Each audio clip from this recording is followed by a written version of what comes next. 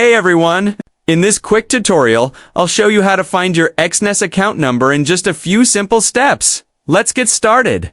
First, go to the official Exness website and log into your personal area using your registered email and password. Once you're logged in, you'll be taken to your dashboard where all your trading accounts are listed. Right there. Under My Accounts, you'll see a list of all your active and demo trading accounts.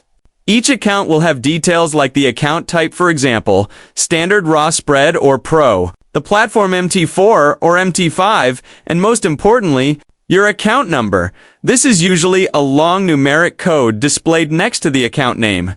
If you're using the Exness mobile app, open the app and sign in. On the main screen, you'll see your trading accounts listed. Tap on any account to expand the details, and you'll find your account number clearly shown along with your server information and balance. This account number is what you'll need when logging into MetaTrader 4 or 5 or when connecting your Exness account to platforms like TradingView. And that's it. Super quick and easy. If this video helped you out, make sure to like, comment, and subscribe for more simple Exness tutorials. Thanks for watching, and I'll see you in the next one.